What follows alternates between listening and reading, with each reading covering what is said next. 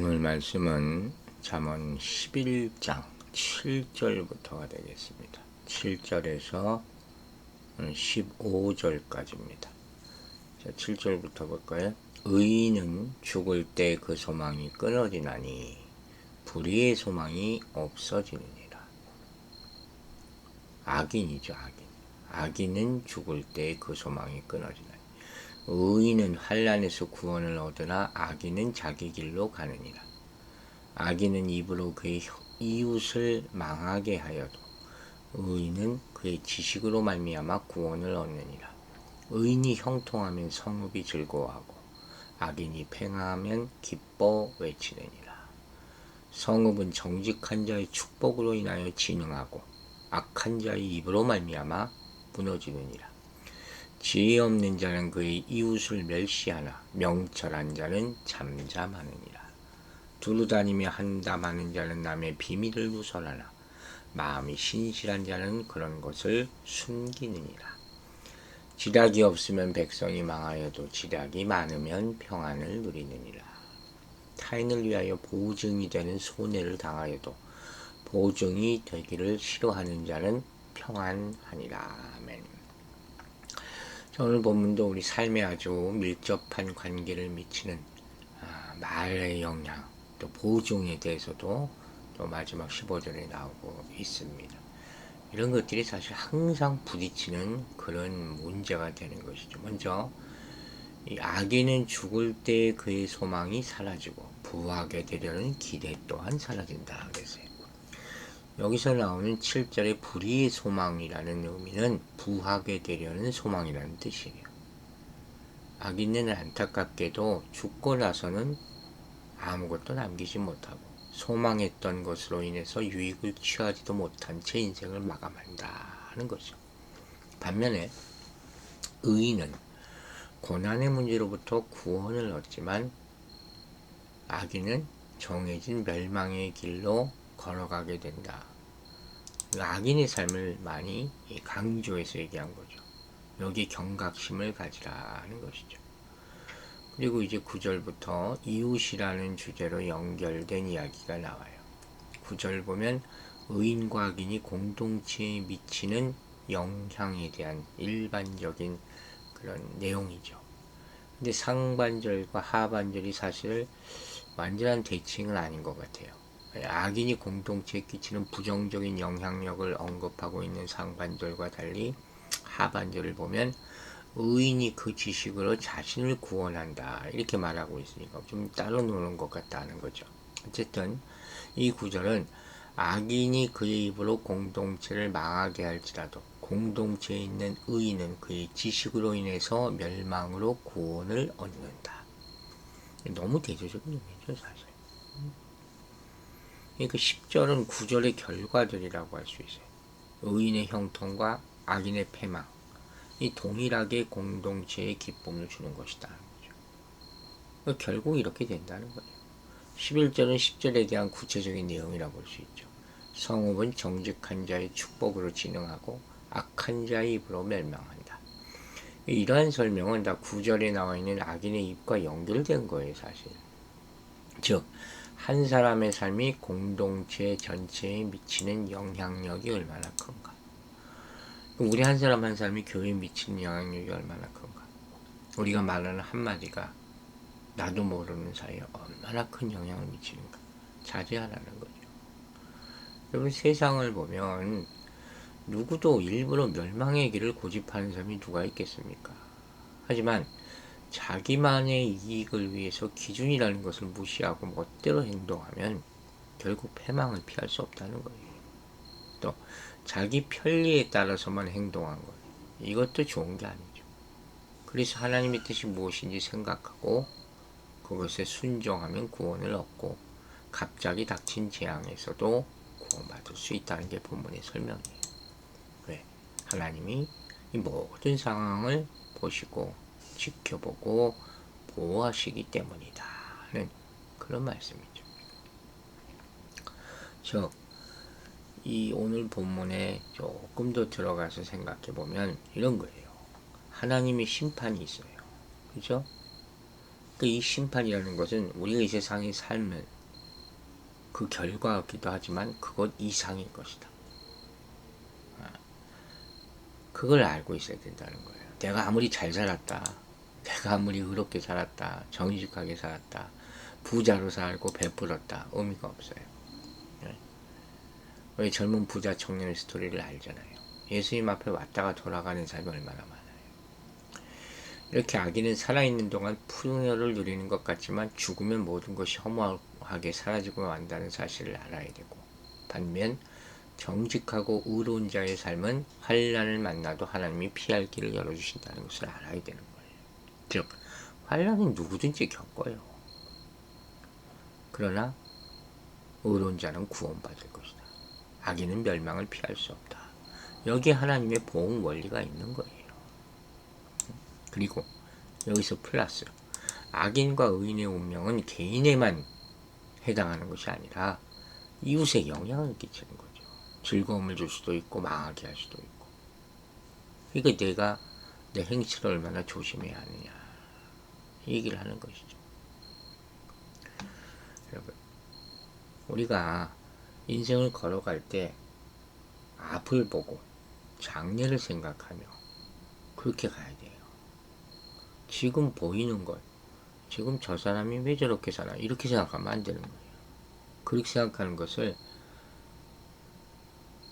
바로 고개를 숙인 채 멀리 보지 않고 좁은 시야를 가진 사람의 특징이라고 얘기해요. 이런 사람은 어떻게 해요? 길을 똑바로 못 간다는 거예요. 아시겠어요? 고개를 숙인 채 멀리 보지 않고 좁은 시야를 가지면, 만약 이렇게 운전한다면 어떻게 되겠어요? 당장 사고가 나겠죠. 우리는 하나님의 계획을 믿고 우리를 이끄시는 길을 멀리 내다볼 줄 알아야 돼요. 믿음을 가지고 인내하며. 이게 아브라함의 인생이었잖아요. 하나님의 백성이 된다고 해서 인생에 아무 어려움도 없는 것은 아니라 그랬어요. 그러나 작은 어려움과 유혹 때문에 그릇된 길로 들어서지 않도록 주의해야 되는 것이죠. 환난 중에 하나님이 주시는 깊은 은혜, 구원의 약속, 이걸 깨닫게 되기를 바랍니다. 오늘 본문을 통해서 우리가 얻을 또 하나 중요한 사실이 뭐냐, 하나님의 뜻이 있는데 자신의 뜻을 고집하는 것, 이게 악이라는 거죠. 우리 배웠어요. 이걸 자기 고집 정도로 생각하면 안 돼요. 하나님의 기준, 옳고 그름에 대한 기준이 있어. 근데 자기 지금 상황이 그렇다고, 아니면 내가 그렇게 살아왔다고 하나님 내 말을 들어주세요, 이거 말도 안 되는 소리죠. 이게 신앙이 아니잖아요. 악이라는 게 그게 악이란 말이에요. 자신에 대해서나 다른 일에 대해서나 하나님에 대해서 잘못 생각하고 판단하는 것, 이게 악이에요. 그리고 악인은 잠깐 성공하고 잘 되려가는 것이 보일 수 있지만 결국은 대가를 치른다는 거예요. 그래서 악을 행해 얻은 건 다 사라진다 했잖아요. 아무리 많은 재물을 모아도 죽음 앞에 서면 더 엄격한 심판을 받게 되어 모든 소망이 사라지고 만다. 명심하시기 바랍니다. 자, 이제 12절부터는 말에 있어서 한 사람이 공동체에 미치는 영향이 구체적으로 나와 있죠. 12절에서는 이웃을 멸시하는 입과 잠잠한 입을 대조하고 있어요. 즉, 지혜로운 자는 이웃의 허물을 보고 멸시하거나 조롱하지 않고 오히려 잠잠하는 것. 여러분 이렇게 하십니까? 틈만 나면 누굴 비난하는 사람이 있어요. 그런데 악한 일을 행하는 것은 물론 꾸짖어야 되겠지만 남의 허물에 대해서 멸시하고 무시하고 조롱하고 퍼뜨리고 이러면 안 된다는 거예요. 13절은 왜 잠잠한 입이 지혜로운 자의 특징인지 설명하죠. 지혜 없는 자는 두루 다니며 다른 사람의 허물을 조롱하기 때문에 그의 입에서 다른 사람의 비밀까지 드러나게 되고 거짓된 왜곡된 일을 하게 되는 거예요. 말이 많다는, 허물이 많다는 것이 자문의 가르침이에요. 당연하잖아요.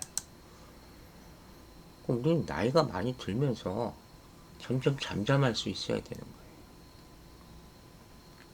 격려해주고 들어주고, 이게 어른이에요. 14절부터 보면 여기 나오는 무슨 지략이라는 말이 있잖아요.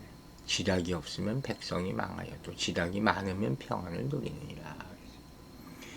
이건 논의 혹은 상담, 그렇게 생각하면 되겠죠. 공동체 안에서 이런 게 필요하잖아요. 대화도 있고 논의하고 상담해야 되고. 그래서 이런 지혜로운 말의 긍정적인 영향을 강조하고 있는 거예요. 공동체가 문제가 생길 때 대부분은 대화가 단절됐을 때거든요. 말을 나눠야 되는데 지혜롭게 하라. 말이 많고 적고, 또 한 가지 중요한 것은 뭐냐? 말하는 내용이다. 그리고 15절에 가서 이제 보증에 대한 얘기까지 나오잖아요. 그 이웃과의 관계에서 돈이라는 것이 어떤 매개체가 될 수가 있다. 경제적인 문제. 서로 해를 줘서는 안 된다. 근심을 줘서는 안 된다. 왜? 보증이라는 것이 자신뿐만 아니라 타인에게도 피해를 줄 수 있기 때문에 조심하라 하는 것이죠. 하나님의 섭리라는 게 뭔지 아십니까? 여기서 왜 갑자기 섭리가 나오냐? 하나님은 인간이 다 헤아릴 수 없는, 우리가 상상할 수 없는 고차원적인 지혜로 세상을 창조하셨잖아요. 그게 섭리예요. 섭리라는 게 하나님이 그분의 지혜로 역사를 주관하시는 것을 섭리라고 하는 거예요. 이 지혜를 닮은 기획력과 판단력과 분별력, 이런 것이 공동체를 이루는데 필요하다는 거죠. 착하기만 해서는 안 되는 거예요. 착하다고 해서 그 공동체가 발전하고 평안하는가? 그렇지 않아요. 옛날에 어떤 직장인 설문조사를 보니까 그 직장에서 그 다소 악하고 영리한 상사와 착하고 미혹한 상사, 둘 중 하나를 택하자면 누굴 택하겠습니까? 그러니까 압도적으로 전자가 나갔다는 것이죠. 즉 지혜와 지략이 없으면 어려움을 당하고 망하게 되는 거예요. 예수님은 험한 세상에 제자들을 보내면서 뭐라 그랬어요? 마태복음 10장 6절에서 비둘기같이 순결하고 뱀같이 지혜로워. 참 어려운 말이지만 이 동시에 두 가지를 요구하셨다는 것이죠. 그 교회의 조직이라는 것도 지혜가 모일 수 있는 열린 시스템이 있어야 되는 거예요. 그런 사람이 많은 일을 감당해야 돼요. 그런데 이렇게 이웃을 무시해, 비난해, 조롱해, 험담해, 이게 지혜 없는 사람이죠. 지혜로운 사람은 하나님을 따르고 복을 받고 다른 사람이 그것을 보고 교훈을 받아서 악한 길에서 떠나 순종의 길을 걸어가기까지 인도할 수 있는 사람. 즉 자신이 재앙을 벗어나 복을 누리는 것에 그치지 않고 주변 사람도 함께 은혜를 누리게 하는. 이 참 축복이죠. 그런데 확실하지 않은 것 같고 막 떠버리고 다녀. 내가 들었는데 내 생각에는 이 두 가지만 안 해도 정말 잠잠할 수 있어요. 개인과 공동체가. 그래서 말하는 것과 지혜가 밀접한 관계가 있다 말하는 거예요.